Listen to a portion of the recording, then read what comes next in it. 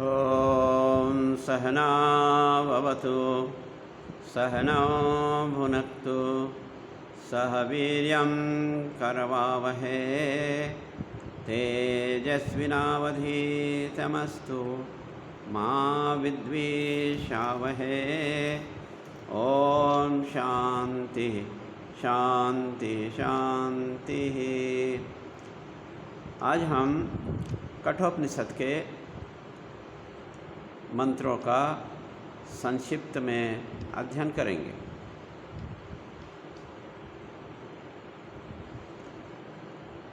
स्वर्ग प्राप्ति की कामना से वाजश्रव इस लोक में सुख प्राप्त करने के लिए अन्नदान कर कीर्ति प्राप्त कर लिया था। अब इस यज्ञ के द्वारा वह स्वर्गलोक प्राप्त करने के लिए यज्ञ प्रारंभ किया। कामना से ग्रसित व्यक्ति लोभी होता है, स्वर्ग में मिल जाए और कामना की पूर्ति भी हो जाए।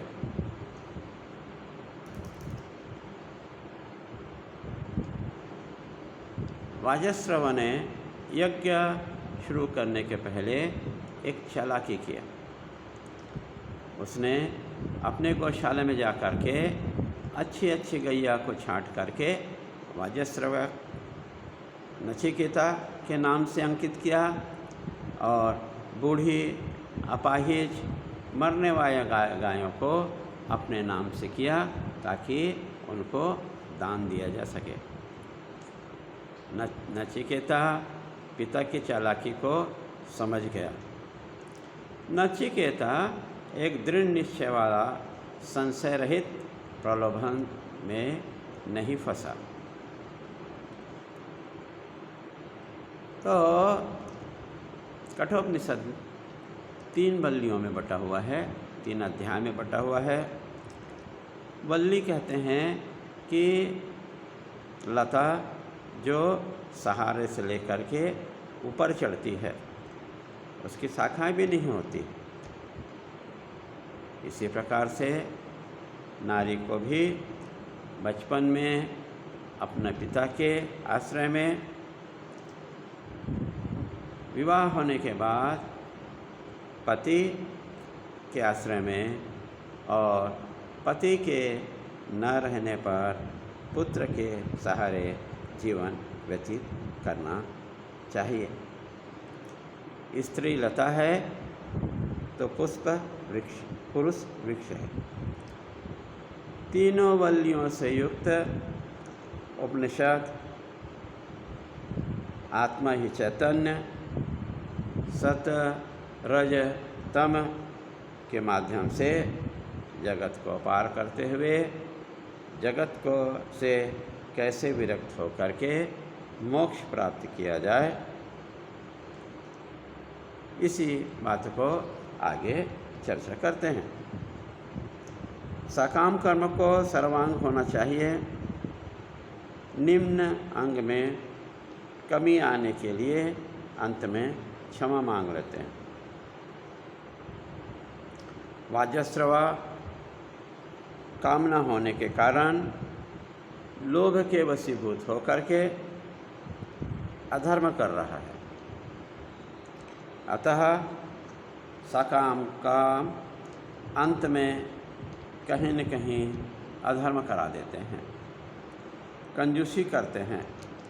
दक्षिणा लेते समय ज़्यादा मांगते हैं और दक्षिणा देते समय कम करते हैं। और स्वार्थी मनुष्य, लोभी मनुष्य अपने लिए अच्छा अच्छा जौ क्रय करते हैं और हवन के लिए कीड़े पड़े हुए जौ को लेते हैं। ये ठीक नहीं है। यहाँ पर वाजश्रवा दक्षिणा देने में कंजूस करता है। इसके पूर्व की एक घटना है कि पहली बार नचिकेता 5 वर्ष की आयु में पिता के द्वारा थप्पड़ मारने से गिरकर बेहोश हो गया और यमराज के पास में चला गया।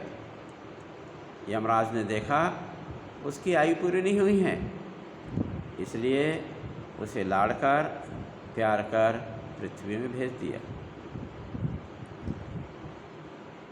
लेकिन अभी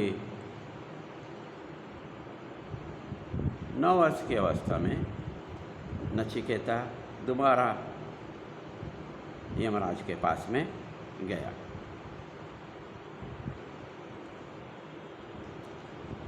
निष्काम कर्म जिस कर्म का कोई फल नहीं है, याग का नियम है कि जो कुछ अपनी संपत्ति है उसे दान देना।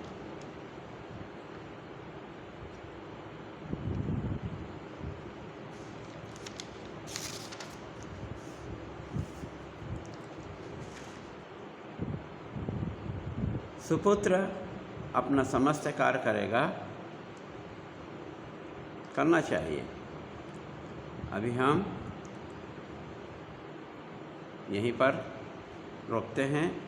अगले कड़ी में दूसरे मंत्र के बारे में चर्चा करेंगे।